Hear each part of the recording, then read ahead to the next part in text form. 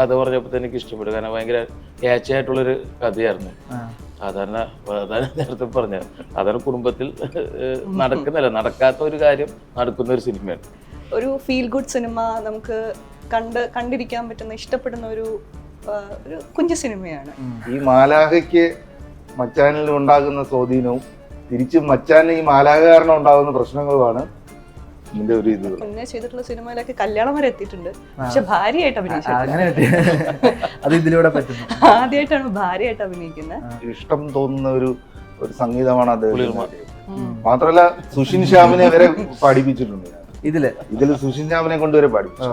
എനിക്കൊരു ലിപ്സിംഗ് തന്നിട്ടുണ്ടായിരുന്നു, പക്ഷെ പാട്ടൊന്നപ്പോ അതൊക്കെ മാറ്റി.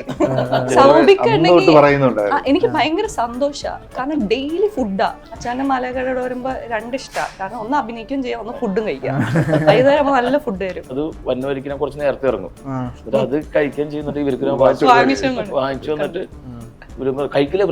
ബ്രേക്ക്ഫാസ്റ്റ് ലാലോങ്ങൾ എൻ്റെ അടുത്ത് പറഞ്ഞു, ഇങ്ങനെ ദുൽഖറിന്റെയും ഉണ്ണിയുടെ ഒരു സിനിമ ഉണ്ട്, നീ ഒന്ന് കഥ കേൾക്കണമെന്ന് പറഞ്ഞു.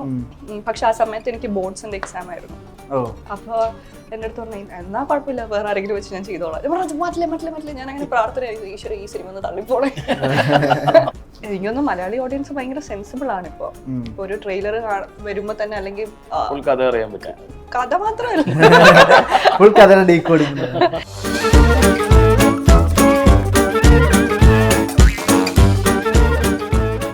ബോബൻ സാമുവൽ, നമിത പ്രമോദ്, സൗബിൻ ഷാഹിർ 3 പേരുമാണ് ദ ക്യൂ സ്റ്റുഡിയോയിൽ. നമസ്കാരം. നമുക്ക് ഇറച്ചിച്ചോറ് നിന്ന് സിനിമയിലോട്ട് വരാം. രാവിലെ വന്നപ്പോ തന്നെ ഇറച്ചിച്ചോറിന്റെ കാര്യമാണ്, നല്ല കാര്യങ്ങളൊക്കെ പറഞ്ഞ് നമുക്ക് തുടങ്ങാം എന്ന് വിചാരിക്കുന്നു. എന്താ ഈ മച്ചാന്റെ മാലാഖ പറയുമ്പോ തന്നെ ഒരു ടൈറ്റിൽ തന്നെ ഒരു പ്രാസം ഉണ്ടല്ലോ, സിനിമയുടെ തലക്കെട്ടായിട്ട് എന്താണ് തലവാചകമായിട്ട് പറയാൻ പറ്റുന്നത്? തലവാചകം എന്ന് പറഞ്ഞാൽ ഇതൊരു സാധാരണ ഒരു കുടുംബ ചിത്രമാണ്. പക്ഷെ എന്നാൽ ആ കുടുംബത്തിൽ നമ്മൾ കാണാത്ത ഒരുപാട് പ്രത്യേകതകൾ സംഭവിക്കുകയും അതുമൂലം അത് വളരെ പോസിറ്റീവായിട്ട് ഫിനിഷ് ചെയ്യുകയും ചെയ്യുന്ന ഒരു കുഞ്ഞു കഥ. അതാണ് മച്ചാന്റെ മാലാഖ. അതിൽ മച്ചാൻ എന്ന് പറയുന്നത് അറിയായിരിക്കുമല്ലോ നമുക്ക്, നല്ല മച്ചാന്റെ മാലാഖയാണ്. അതെ, ഈ മാലാഖയ്ക്ക് മച്ചാനിൽ ഉണ്ടാകുന്ന സ്വാധീനവും തിരിച്ചും മച്ചാന് ഈ മാലാഖ കാരണം ഉണ്ടാകുന്ന പ്രശ്നങ്ങളുമാണ് ഇതിന്റെ ഒരു ഇത്. എങ്ങനെ ഈ സൗബിനായിട്ട് മച്ചാനായിട്ട് ആദ്യം തന്നെ ആലോചിക്കുമ്പോ സൗബിന് തന്നെയാണോ ഈ ക്യാരക്ടർ? നമ്മൾ ആദ്യം സംസാരിക്കുമ്പോൾ തന്നെ ആദ്യം ടൈറ്റിൽ മച്ചാന്റെ മാലാഖ ആയിരുന്നില്ല, അന്ന് ടൈറ്റിൽ വേറെ ആയിരുന്നു. ടൈറ്റിൽ നമ്മൾ ഫിക്സ് ചെയ്തിട്ടില്ല. പക്ഷെ ഷൂട്ടിംഗ് നടക്കുന്തോറും നമുക്ക് ഇതിനകത്ത് ഇവരുടെ ഒരു കെമിസ്ട്രി കണ്ടപ്പോ ഇതിനേക്കാൾ വേറെ ഒരു പേര് മാച്ച് അല്ലാന്ന് തോന്നി. അങ്ങനെ ആ പേര് പറഞ്ഞു. പിന്നെ എല്ലാവർക്കും ഒരുപോലെ അത് ഇഷ്ടമായി. സൗബിക്ക് എങ്ങനെയാണ് ഈ ബോബൻ സാമുവൽ എന്ന വ്യക്തിയായിട്ടുള്ള ഒരു ബന്ധമൊക്കെ തുടങ്ങുന്നത് ഏത് സമയത്തായിരിക്കും? ഈ സിനിമയ്ക്ക് വേണ്ടിയായിരുന്നോ ഫസ്റ്റ് ടൈം വർക്ക് ചെയ്യുന്നത്? പക്ഷെ ഇതിനു മുമ്പ് ഞാനും അസിസ്റ്റന്റ് ഡയറക്ടർ ആയിരുന്നു. ആ സമയം മുതലേ ബോബനെ അറിയാം, പക്ഷെ ആദ്യമായിട്ട് വർക്ക് ചെയ്യുന്നത്. പിന്നെ വർക്ക് ചെയ്യണമെന്ന് ആഗ്രഹം ഉണ്ടായിരുന്ന കാര്യം അങ്ങനെയുള്ള പടങ്ങൾ ആൾക്കോ കുഞ്ഞു നല്ല രസമുള്ള പടങ്ങൾ ചെയ്തതുകൊണ്ട് ബോബനെ വിളിച്ചിട്ട് കഥ പറഞ്ഞപ്പോൾ എനിക്ക് ഇഷ്ടപ്പെട്ടു. കാരണം ഭയങ്കര ക്യാച്ചായിട്ടുള്ളൊരു കഥയായിരുന്നു. സാധാരണ നേരത്തെ പറഞ്ഞത് സാധാരണ കുടുംബത്തിൽ നടക്കാത്ത ഒരു കാര്യം നടക്കുന്ന ഒരു സിനിമയാണ്. അത് ഭയങ്കര ഡിഫറെന്റ് ആയിട്ടുള്ളൊരു തോട്ടാണ്. അപ്പൊ അതെനിക്ക് കേട്ടപ്പോൾ ഭയങ്കര ഇഷ്ടമായിട്ട് തോന്നി. പിന്നെ വളരെ ചെറിയ, നമ്മൾ കുറച്ച് നാളെ കുഞ്ഞൊരു കഥയാണ്, കുഞ്ഞൊരു സിനിമയാണ്. ഭയങ്കര എന്താ പറയുക, നന്മകളുള്ള സന്തോഷം, അത് അങ്ങനെ തോന്നുന്ന ഒരു ഫിലിം ആയതുകൊണ്ട് എനിക്ക് കുറച്ച് നാളായില്ല അങ്ങനെ ചെയ്തിട്ട്. അപ്പൊ അതുകൊണ്ട് ചെയ്യാൻ ഭയങ്കര താല്പര്യം തോന്നി ക്യാരക്ടർ ഈ ഫിലിമും. പിന്നെ ബോബേട്ടനും പിന്നെ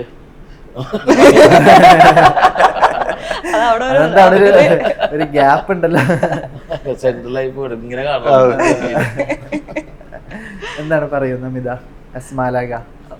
മാലാഖ സജീവേട്ടന്റെ സ്വന്തം ബിജിമോളാണ്. ബിജിമോൾ എന്നാണ് കഥാപാത്രത്തിന്റെ പേര്. എനിക്ക് തോന്നുന്നു ഇവരെല്ലാം പറഞ്ഞ പോലെ ഒരു ഫീൽ ഗുഡ് സിനിമ, നമുക്ക് കണ്ടിരിക്കാൻ പറ്റുന്ന ഇഷ്ടപ്പെടുന്ന ഒരു കുഞ്ഞു സിനിമയാണ്. അപ്പൊ എനിക്ക് തോന്നുന്നു എല്ലാ സിനിമകളും ഞാൻ ഇതിന് മുന്നേ ചെയ്തിട്ടുള്ള സിനിമയിലൊക്കെ കല്യാണം വരെ എത്തിയിട്ടുണ്ട്, പക്ഷെ ഭാര്യയായിട്ട് ആദ്യമായിട്ടാണ് ഭാര്യയായിട്ട് അഭിനയിക്കുന്നത്. പക്ഷെ രസമായിരുന്നു ആ കഥാപാത്രവും. ഞാൻ ഇവിടെ വന്നപ്പോ തന്നെ എനിക്ക് ക്ലാസ് വന്നിട്ടുണ്ടായിരുന്നു, ചേട്ടാ അധികം ഒന്നും പറയരുത്, കഥയെപ്പറ്റി അധികം റിവീൽ ചെയ്യരുത് എന്നൊക്കെ പറഞ്ഞിട്ട്. പക്ഷെ എനിക്കൊന്ന് ആദ്യമായിട്ടാണ് അതുപോലത്തെ ഒരു ക്യാരക്ടർ ചെയ്യുന്നത്. കുറച്ച് കോംപ്ലക്സ് ആണ്, പക്ഷെ രസമാണ് കണ്ടോണ്ടിരിക്കും. ഇപ്പൊ ഏറ്റവും എടുത്തു പറയാനുള്ളത് ക്രൂവില് സംഗീത സംവിധായകനായിട്ട് ഔസേപ്പച്ചൻ എന്ന് പറയുന്ന ലെജൻഡറി വ്യക്തിയും കൂടി ഉണ്ടല്ലോ. എങ്ങനെയാ ഔസേപ്പച്ചനിലേക്ക് എത്തുന്നത്? ഔസേപ്പച്ചൻ സാറിന് ഈ പറയുന്ന പോലെ ഇതൊരു ഫീൽ ഗുഡ് മൂവിയാണ്. ഇതിനകത്ത് സംഗീതത്തിന് കുറച്ച് പ്രാധാന്യം ഉണ്ട്. സ്ഥിരം വരുന്നതിൽ നിന്ന് മാറിയാൽ പോലും ഔസേപ്പച്ചൻ സാറിന്റെ ഒരു മെലഡി ഉണ്ടല്ലോ, ഇതിനകത്ത് മെലഡീസിന്റെ ഒരു രണ്ട് മെലഡി ഉണ്ട്. അപ്പൊ തീർച്ചയായും കറക്റ്റ് ആപ്റ്റ് ആയിട്ടുള്ള ഒരു സംഗീത സംവിധാനം എന്ന് മനസ്സിൽ വന്നപ്പോൾ അത് ഔസേപ്പച്ചൻ സാറായിരുന്നു. സാറിനെ കണ്ടു. സാറ് പിന്നെ ഇപ്പൊ ഈ പറയുന്ന പോലെ സിനിമ സാധാരണ ഒരു മ്യൂസിക് ചെയ്ത് പാട്ട് ചെയ്തിട്ട് പോയ ഒരാളല്ല. ഇപ്പൊ ഈ നിമിഷം പോലും, ഈ രാവിലെ പോലും വിളിച്ചിട്ട് അപ് ടു ഡേറ്റ് നമ്മളെ കാര്യങ്ങൾ അന്വേഷിക്കുന്ന ഒരാളാണ് ഔസേപ്പച്ചൻ. അപ്പോൾ ആ സാറിന്റെ മാക്സിമം സപ്പോർട്ട് നമുക്ക് ഈ സിനിമയിലുണ്ട്. ഇപ്പൊ നമ്മൾ പാട്ടുകളുടെ കാര്യം പറയുമ്പോൾ ഇപ്പോൾ ഫിലിം മേക്കിങ്ങിലും ഇപ്പൊ ആക്ടിങ്ങിലും ഉള്ള എവല്യൂഷനൊക്കെ പറയുമ്പോൾ പാട്ടിലും ഒരു എവല്യൂഷൻ സംഭവിച്ചിട്ടുണ്ടല്ലോ. ഭയങ്കര റാപ്പും ഇതൊക്കെ വരുന്ന സാഹചര്യത്തിലും ഇപ്പോൾ കഴിഞ്ഞ ദിവസം ഒരു പാൻ ഡിസ്കഷനിലൊക്കെ ബിജുചേട്ടനായിട്ട് സംസാരിക്കുമ്പോൾ പറഞ്ഞത്, ബിജുചേട്ടൻ ഈ നല്ല ഈണത്തിൽ നല്ല വരികളുമായിട്ട് വരുന്ന പാട്ടുകൾ ചെയ്യാനുള്ളൊരു ആഗ്രഹമൊക്കെ പ്രകടിപ്പിച്ചിരുന്നു. ഇപ്പോൾ ഔസേപ്പച്ചൻ സാറിലേക്കൊക്കെ വരുമ്പോൾ ഈ തരത്തിലുള്ള പഴയ കാലത്തെ ഒരു സംഗീതത്തിലേക്ക് തിരിച്ചുപോക്ക് എന്ന രീതിയിൽ വിളിക്കാൻ പറ്റും? അങ്ങനെയല്ല, സാർ അപ് ടു ഡേറ്റ് ആയിട്ട് കാര്യങ്ങൾ എപ്പോഴും മുന്നോട്ട് പോകുന്നു. അല്ല എന്ന് കരുതി ഔസേപ്പച്ചൻ സാർ എന്ന് പറയുന്ന ഒരാളുടെ അടുത്തേക്ക് പോയെന്ന് കരുതി പഴയ ഒരു സിനിമയുടെ പാട്ടൊന്നും അല്ല. അതേ രീതിയിലുള്ള പാട്ട്, ഏറ്റവും ന്യൂജൻ പാട്ട് തന്നെയാണ്.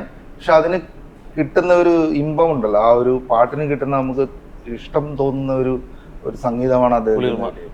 മാത്രമല്ല സുഷിൻ ശ്യാമിനെ വരെ പാടിപ്പിച്ചിട്ടുണ്ട് ഇതില് സുഷിൻ ശ്യാമിനെ കൊണ്ടുവരെ പാടിപ്പിച്ചു. അപ്പം തീർച്ചയായിട്ടും ഏറ്റവും ന്യൂജൻ പാട്ടുകൾ തന്നെയാണ്. അല്ല അങ്ങനെയല്ല, ഞാൻ പറഞ്ഞ ഏറ്റവും ലേറ്റസ്റ്റ് പാട്ടായിട്ട് തന്നെയാണ് നമുക്ക് ഇതിനെ കൂട്ടാൻ പറ്റും. എനിക്ക് ആദ്യത്തെ പാട്ട് വന്ന സമയത്ത് മറ്റേ കരിവള എന്ന് പറഞ്ഞ കുറെ പേർക്ക് ഭയങ്കര ഇഷ്ടപ്പെട്ടു. കാരണം കുറെ നാളായി അതുപോലത്തെ മെലോഡിയസ് ആയിട്ടുള്ള രമ്യ നമ്പീശൻ പാടിയത് അപ്പൊ അതിനും കുറെ പേര് പറഞ്ഞിട്ടുണ്ടായിരുന്നു പണ്ടത്തെ കുറെ ആ ഒരു ഫ്ലേവർ പാട്ടിനുണ്ടെന്ന് പറഞ്ഞിട്ട്. ലിപ്സിംഗ് ഉണ്ടോ പാട്ടിൽ ഏതെങ്കിലും? എനിക്കൊരു ലിപ്സിംഗ് തന്നിട്ടുണ്ടായിരുന്നു, പക്ഷെ പാട്ട് വന്നപ്പോ അതൊക്കെ മാറ്റി. പാട്ടിന്റെ കാര്യം പറയുമ്പോൾ സിനിമയുടെ കാര്യത്തിൽ ഇപ്പൊ ട്രെയിലറിന്റെ താഴെയൊക്കെ ഈ ന്യൂജൻ സത്യനന്ദിക്കാട് പടം എന്നുള്ള രീതിയിലൊക്കെയുള്ള കമന്റ് കണ്ടിരുന്നു. അത്തരത്തിലും കൂടെ ഈ നാട്ടുമ്പുറവും അങ്ങനത്തെ ലാൻഡ്സ്കേപ്പും പരിപാടികളും. ബസ് കണ്ടക്ടറാണ് പുള്ളി, അതിൽ തന്നെ കാണാമല്ലോ. അങ്ങനത്തെ ഒരു നാട്ടുമ്പുറം, അങ്ങനെ ഒരു എന്താ പറയാ. അല്ല ഇത് ഉള്ള നമ്മൾ സെറ്റ് ഇട്ടതൊന്നും അല്ല, നമ്മുടെ കേരളത്തിലുള്ള വയലുകളും കടകളും ഒക്കെ തന്നെയാണ്. അപ്പൊ അതൊന്നും നമ്മുടെ ജീവിതത്തിൽ നിന്നൊന്നും പോയിട്ടില്ല. ഇപ്പോഴും നമ്മുടെ ചുറ്റുവട്ടം ഉള്ളതാണ്. നമ്മളത് ശ്രദ്ധിക്കാത്തോണ്ടായിരിക്കും ഒരു പക്ഷെ. നമ്മളിപ്പോ ഒരു നാട് അങ്ങോട്ട് കുറച്ചൊന്ന് മാറി, എറണാകുളത്തുനിന്ന് അങ്ങോട്ട് മാറി കഴിഞ്ഞാൽ ഈ സിനിമ കാണുന്ന അതേ അന്തരീക്ഷം തന്നെയാണ്. ഞാൻ ആക്ച്വലി വിചാരിച്ചു വേറെ എവിടെയെങ്കിലും ആയിരിക്കും നമ്മള് ഒരു വേറെ എവിടെയെങ്കിലും ആയിരിക്കും വിചാരിച്ചത്. അതെ, ആദ്യം നമ്മൾ പ്ലാൻ ചെയ്തപ്പോ പിന്നെ ഇവിടെ അടുത്ത് ഈ എറണാകുളം പരിസര പ്രദേശങ്ങളിൽ തന്നെയാണ് ഷൂട്ട് ചെയ്തത്. ബോബൻ ചേട്ടൻ ആക്ടറും കൂടെ ആയിട്ട് എസ്റ്റാബ്ലിഷ്ഡ് ആക്ടറും കൂടെ ആണല്ലോ. ഈ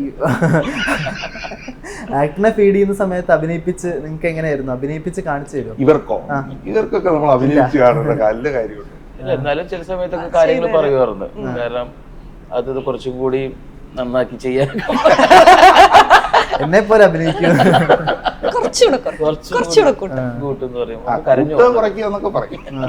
പക്ഷെ ഞാൻ മോഹൻചേട്ടൻ അഭിനയിക്കുന്നുണ്ടോ? ഇല്ല, ഇതിൽ അഭിനയിക്കുന്നുണ്ടോ? പക്ഷെ ഞാൻ ഇടയ്ക്ക് ചോദിച്ചായിരുന്നു ഏതാ ഇഷ്ടമാണോ, ഡയറക്ഷൻ ആണോ അഭിനയമാണോ? അഭിനയത്തിന് കിട്ടുന്ന ഒരു സുഖം ഡയറക്ഷൻ കിട്ടൂലല്ലോ. പിന്നെ സ്വന്തമായിട്ട് ഡയറക്റ്റ് ചെയ്ത് അഭിനയിക്കാനുള്ള അത്രയും ഒരു തൊലിക്കെട്ടിയില്ല. പിന്നെ വേറൊരാളുടെ കീഴിൽ പോയി അഭിനയിക്കുമ്പോൾ നമുക്കതൊരു സന്തോഷം. സൗമ്യയുടെ അടുത്ത പടത്തിൽ ചാൻസ് തരാമെന്ന് പറയുന്നു. ദുൽഖർ പടത്തിൽ ഇതിലൂടെ അനൗൺസ് ചെയ്യട്ടെ.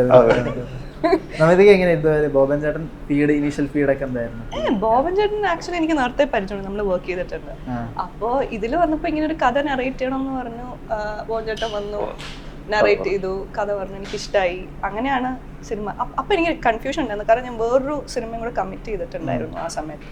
അപ്പൊ അത് കുറച്ച് തള്ളിപ്പോയി.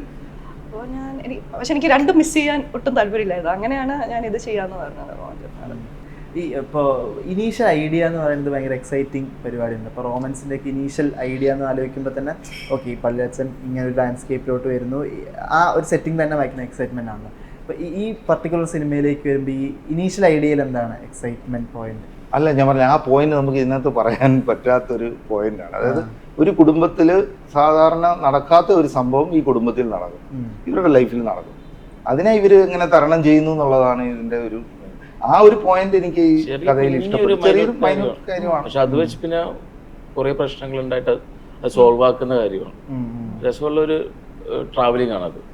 അതാണ് എനിക്ക് ഭയങ്കരമായിട്ട് ഈ ഫിലിം ചെയ്യാനുള്ള ഒരു കൊതി ഉണ്ടാക്കിയത്. മറ്റ് ആർട്ടിസ്റ്റിന്റെ കാര്യം പറയുമ്പോഴും ഇപ്പൊ ദിലീഷേട്ടനുണ്ട്, ദിലീഷേട്ടൻ അളിയനായിട്ട്. ദിലീഷേട്ടന്റെ കാര്യം എടുത്തു നോക്കുകയാണെങ്കിലും ഇപ്പോൾ സൗബിക്കയുടെ ഇപ്പോൾ കരിയർ, ആക്ടിങ് കരിയർ എടുത്ത് നോക്കിയാൽ തന്നെ മറ്റേ ലാൻഡ്മാർക്ക് സിനിമയിലുള്ള തുടക്കമാണല്ലോ മഹേഷിന്റെ ക്രിസ്പിൻ എന്ന് പറഞ്ഞിട്ട്. ഡയറക്ടർ ആക്ടറിൽ നിന്ന് ഇങ്ങോട്ട് വരുമ്പോൾ കോ ആക്ടർ സ്പേസിലോട്ടല്ലേ വരുന്നത്? കുറെ പടത്തിലും ഞങ്ങൾ ഒരുമിച്ച് ചെയ്തിട്ടുണ്ടല്ലോ, ട്രാൻസിലും ഭീഷ്മയിലാണെങ്കിലും പിന്നെ അനവധി നമ്മളെ സുഹൃത്തുക്കൾ ഇറങ്ങുന്ന പടങ്ങളിലൊക്കെ എല്ലാവരും ഒരുമിച്ച് ഉണ്ടാവാറുണ്ട്. പിന്നെ അതല്ലാത്ത വേറെ പടങ്ങളിൽ ഞങ്ങൾ വർക്ക് ചെയ്തിട്ടുണ്ട്. നേരത്തെ അത് അറിയാം കറക്റ്റായിട്ട്. പിന്നെ അളിയനാവേണ്ട കാര്യമില്ല, കറക്റ്റ് ഒറ്റയടിക്ക് തന്നെ അളിയനായിട്ടുള്ള രീതിയിലായിരുന്നു. ചെറിയൊരു ബഹുമാനം കൂടുതൽ മാത്രമേ കൊടുത്തുന്നുള്ളൂ പടത്തിൽ. അളിയന്റെ ബഹുമാനം കൊടുത്തുള്ളൂ ടേക്കിന് സമയത്ത്. നമ്മളിപ്പോ ഈ അടുത്ത് നോക്കുകയാണെങ്കിൽ മറ്റേ കഫേ ഇനോഗ്രേറ്റ് ചെയ്ത് പോലും ഭയങ്കര ന്യൂസ് ആയിട്ടുണ്ടല്ലോ. അതിന് പനമ്പള്ളിയിൽ നമിതയുടെ ഓൺട്രപ്രണർ എന്നുള്ള രീതിയിൽ പോലുള്ള ട്രാവൽ ഉണ്ടല്ലോ. എങ്ങനെയാണ് ഇത് രണ്ടും കൂടെ ബാലൻസ് ചെയ്യൽ പരിപാടി? എങ്ങനെയാണ്? രണ്ടും എനിക്ക് ഇഷ്ടമുള്ള കാര്യങ്ങൾ തന്നെയാണ്. എനിക്ക് തോന്നുന്നു ഒരു സംഭവം തുടങ്ങുന്നത് എല്ലാവർക്കും ആഗ്രഹമുള്ള കാര്യമാണ്, പക്ഷെ അത് കുറച്ച് നാൾ സസ്റ്റെയിൻ ചെയ്യണമെങ്കിൽ definitely you will need that passion. അപ്പോൾ എനിക്ക് അച്ഛനാണ് കഫേയുടെ കാര്യങ്ങൾ ഇപ്പോൾ നോക്കുന്നത്. I oversee things and I'm involved in that. അപ്പോൾ അതുകൊണ്ട് വലിയ പ്രശ്നമില്ല. കാരണം സിനിമ എന്ന് പറയുമ്പോൾ അത് കുറച്ചുകൂടി ആർട്ടിസ്റ്റിക് ആണല്ലോ. നമ്മൾ പെർഫോം ചെയ്യുന്ന സമയത്ത് എല്ലാ കാര്യങ്ങളും നമ്മളെ വിളിച്ച് പറഞ്ഞാൽ അത് ഡെഫിനറ്റ്ലി നമ്മൾ ഡിസ്റ്റർബ്ഡ് ആവും. നമ്മളൊരു ഇമാജിനേറ്റീവ് ഒരു മൈൻഡ് ക്രിയേറ്റ് ചെയ്തിട്ടാണല്ലോ അവിടെ നിൽക്കുന്നത്. But it's fine. എനിക്ക് രണ്ടും ഇഷ്ടമുള്ള കാര്യമാണ്. സിനിമ ചെയ്യുമ്പോൾ സിനിമ മാത്രം ചെയ്യാം. അപ്പോൾ എനിക്ക് ബാക്കപ്പ് ഉണ്ട്, ആളുകളുണ്ട്. അതുകൊണ്ട് പ്രശ്നം നല്ല ഭക്ഷണമായി കഴിക്കാം, ഇറച്ചിച്ചോറ് കഴിക്കാം. ഇറച്ചിച്ചോറിന്റെ കഥ വെച്ചിട്ടുണ്ടെങ്കിൽ ഞാൻ സെറ്റിൽ വെച്ചിട്ട് ഇങ്ങനെ പറഞ്ഞു ഇവരെ അല്ല സൗബിക്ക് ഉണ്ടെങ്കിൽ എനിക്ക് ഭയങ്കര സന്തോഷമാണ്. കാരണം ഡെയിലി ഫുഡാണ്. നമ്മളൊരു വൈകുന്നേരം ആകുമ്പോൾ എന്താ വേണ്ടേ എല്ലാവർക്കും ദോശ, പൊറോട്ട, അത് ഇത് എന്ത് വേണോ അത് മേടിച്ചു. അല്ല ഇപ്പോഴും എന്തെങ്കിലും പുറത്തു പോയി കഴിക്കണമെന്നുണ്ടെങ്കിൽ ഞാൻ വിളിച്ചിട്ട് ചോദിക്കും എവിടെയാണ്. അത് കേരളത്തിൽ മാത്രമല്ല വേറെ എവിടെയാണെങ്കിലും ഞാൻ വിളിക്കാറുണ്ട്. ഞാൻ വിളിക്കും സൗബിക്ക ഞാനിപ്പോ ബാംഗ്ലൂർ ഉണ്ട്, ഇവിടെ നല്ല ബിരിയാണി എവിടെ കിട്ടുന്നത്. ഇത് ഞാൻ പറഞ്ഞു സെറ്റിൽ പറഞ്ഞ് ഇറച്ചിച്ചോറിന്റെ കാര്യം പറഞ്ഞിട്ട് ഞാൻ കറക്റ്റായിട്ടുള്ള ഇറച്ചിച്ചോറ് ഞാൻ തരാം, ഉമ്മ ഉണ്ടാക്കുന്ന ഇറച്ചിച്ചോറുണ്ട് അത് തരാന്ന് പറയാം. അപ്പൊ അതിന്റെ ഇടയിൽ തിക്കും തിരക്കൊക്കെ ആയിട്ട് നമുക്ക് പറ്റില്ല. അപ്പൊ ഇന്ന് ഞാൻ വന്നപ്പത്തിന് എല്ലാവർക്കും ഭക്ഷണം കൊടുക്കാൻ ഭയങ്കര ഇഷ്ടം. ഇന്ന് ഞാൻ പറഞ്ഞത് ഇന്ന് വരുന്നുണ്ട് ഇറച്ചിച്ചോറ് സ്പോൺസർ, അതാണ് ഉണ്ടാക്കുന്നതെന്ന് പറഞ്ഞു. സിനിമ അഭിനയിക്കുമ്പോൾ എനിക്ക് ഈ മച്ചാന്റെ മലകളുടെ വരുമ്പോ രണ്ട് ഇഷ്ടമാണ്. കാരണം ഒന്ന് അഭിനയിക്കുകയും ചെയ്യാം, ഒന്ന് ഫുഡും കഴിക്കാം. വൈകുന്നേരം നല്ല ഫുഡ് തരും. ഫുഡിയാണ് കൊതിയനാ, കൊറേ കഴിക്കില്ല, കുറച്ച്. അല്ല അതുപോലെ നമ്മൾ കഴിക്കുന്നത് കാണുന്നത് ഭയങ്കര ഇഷ്ടം. എല്ലാം മേടിച്ചു. ഷൂട്ട് ചെയ്ത സ്ഥലത്തൊക്കെ ഏതായിരിക്കും ഇങ്ങനെ ഭയങ്കര അടിപൊളിയായിട്ടുള്ള റെസ്റ്റോറന്റ്? നിങ്ങൾ ഇവിടെ നമ്മള് ഷൂട്ട് ചെയ്ത നമ്മളിങ്ങനെ അടിപൊളി റെസ്റ്റോറന്റ് ഒന്നും അല്ല കേട്ടോ, കുഞ്ഞു കടകൾ കണ്ടുപിടിച്ച് രാവിലെ ഇഡ്ഡലി കിട്ടും.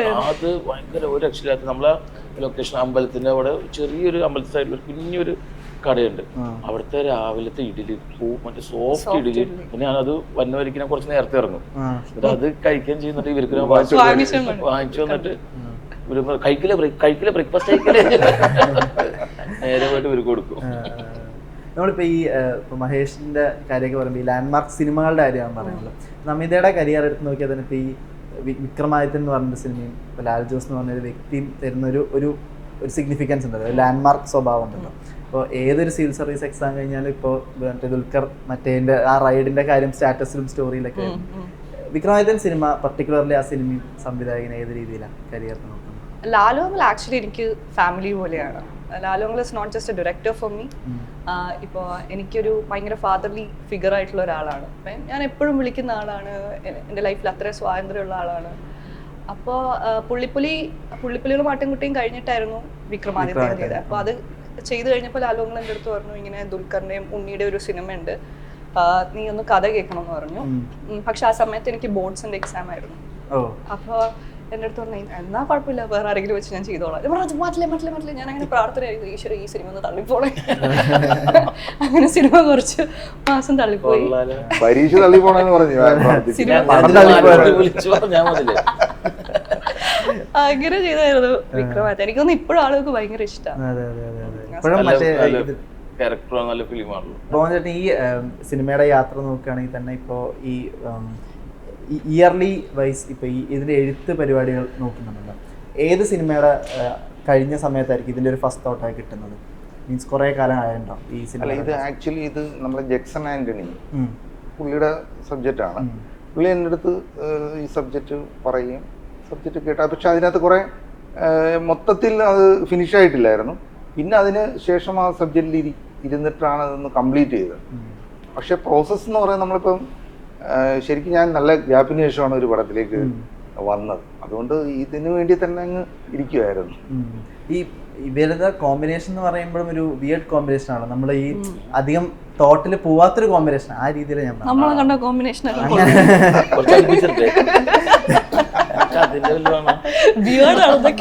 സൗബിൻ ഷാഹിർ നമിത പ്രമോദ് കോമ്പിനേഷൻ എന്ന് പറഞ്ഞാൽ നമ്മൾ പെട്ടെന്ന് ആലോചിക്കുമ്പോഴൊന്നും കിട്ടാറില്ലല്ലോ. അതാണ് പുതുമ. എന്താണ് സിനിമയുടെ ഒരു ഫൈനൽ നോട്ടായിട്ട് പറയാനുള്ളത്? ഇല്ല കുഴപ്പമില്ല, ഓക്കെയാണ്. ഫൈനൽ നോട്ടായിട്ട് എന്താണ്?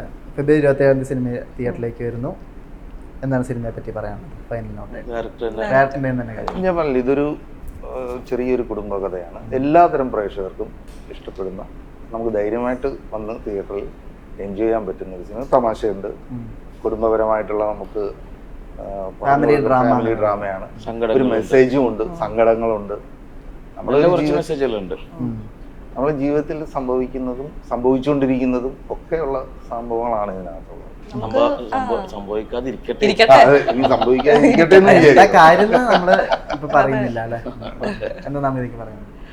എനിക്കൊന്നും മലയാളി ഓഡിയൻസ് ഭയങ്കര സെൻസിബിൾ ആണ്. ഇപ്പൊ ഒരു ട്രെയിലർ വരുമ്പോ തന്നെ, അല്ലെങ്കിൽ കഥ മാത്രമല്ല എന്നാ ആൾക്ക് എന്ത് തരം സിനിമയാണെന്ന് കാണുമ്പോൾ പാട്ട് കാണുമ്പോൾ തന്നെ മനസ്സിലാവും. അപ്പോൾ എനിക്കൊന്നു നമുക്ക് പരിചിതമായിട്ടുള്ള കുറെ ക്യാരക്ടേഴ്സ് ആണ് ഈ സിനിമയിലുള്ളത്. ഇപ്പൊ ബിജിമോളുടെ ക്യാരക്ടർ ആണെങ്കിലും അങ്ങനത്തെ റിയൽ ലൈഫിൽ കുറെ ആളുകളുണ്ട്. സജീവൻ, ഞാൻ എൻ്റെ ക്യാരക്ടർ സജീവായിട്ട് എന്നാണ് വിളിക്കുന്നത്. സജീവന്റെ ക്യാരക്ടർ ആണെങ്കിലും എനിക്ക് തോന്നുന്നു എല്ലാവർക്കും ഇഷ്ടപ്പെടുന്ന ഒരു സിമ്പിൾ ഒരു ഫീൽ ഗുഡ് സിനിമയായിരിക്കും മച്ചാനമാല. സജീവന്റെ കുടുംബമാണ് ഈ വിനീത് തട്ടിൽ, ദിലീഷ് പോത്തൻ, ഇങ്ങനത്തെ ആക്ടേഴ്സിന്റെ കുടുംബം. അതെ, അളിയനും ഫ്രണ്ട്സും അങ്ങനെ വരുന്നത്. എന്താ അപ്പൊ പറയാനുള്ളത് അവസാനമായിട്ട്?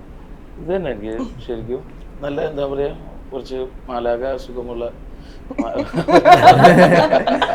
മച്ചാന്മാരൊക്കെ ഉള്ള നല്ലൊരു ഫാമിലി ചിത്രമായിരിക്കും. ഭയങ്കര എന്താ പറയാ, ഭയങ്കര സോഫ്റ്റ് ആയിട്ടുള്ള ഒരു ഹാർട്ട്, അങ്ങനെ സോഫ്റ്റ് ഹാർട്ട് എന്ന് പറയുന്നത് അങ്ങനത്തെ ഒരു സോഫ്റ്റ് മൂവിയാണ്. ഭയങ്കര തട്ടു മനസ്സിൽ ഇമോഷണലൊക്കെ നന്നായിട്ട് കിട്ടാൻ സാധ്യതയുള്ള ഒരു മൂവിയായിരിക്കും. സന്തോഷം അതേപോലെ പിന്നെ നല്ലൊരു എൻഡിങ് ആണെങ്കിലും ഭയങ്കര രസമുള്ള ഒരു നന്മയുള്ള ഒരു എൻഡിങ് ആണ്. അതുകൊണ്ട് ഉറപ്പായിട്ടും ഇഷ്ടപ്പെടില്ലായിരുന്നു. കൂടെ ഒരു കാര്യം കൂടെ ചോദിക്കേണ്ടത്, അടുത്ത ഡയറക്ടർ ബോബൻ ചേട്ടനെ അഭിനയിപ്പിക്കും. എന്തായാലും മാത്രം കാസ്റ്റ് ചെയ്തിട്ടുള്ളൂ. കഴിഞ്ഞിട്ട് പിന്നെ ബോബൻ സെക്കൻഡ് എപ്പോഴാ അതിന്റെ പരിപാടി തുടങ്ങാനിരിക്കും? അതിപ്പോ കൂലി മൂവിയുടെ ഷൂട്ട് എടുക്കുന്നത്, അത് കഴിഞ്ഞിട്ട് ഇമ്മീഡിയറ്റ്ലി ഡയറക്ടോറിയലിലേക്ക് അത് കുറച്ച് സമയം, അത് കഴിഞ്ഞ് പിന്നെ കുറച്ച് ബ്രേക്ക് എടുത്തിട്ട് ഡയറക്റ്റ് ചെയ്യാൻ. കാരണം അതിന് സ്ക്രിപ്റ്റിന്റെ സ്ക്രിപ്റ്റ് ലോക്കാണ്, കുറച്ച് ഇരിക്കാനുണ്ട്. അപ്പൊ അത് കഴിഞ്ഞിട്ട് എന്തായാലും ഡയറക്ഷൻ തന്നെ ആയിരിക്കും. അപ്പോൾ താങ്ക് യു സോ മച്ച്. അപ്പോൾ എല്ലാവിധ ആശംസകളും. മച്ചാന്റെ മാലാഖയും ഈ വർഷത്തെ തുടക്കം തന്നെ ഹിറ്റ് ആവട്ടെ. Thank you so much. എല്ലാവരും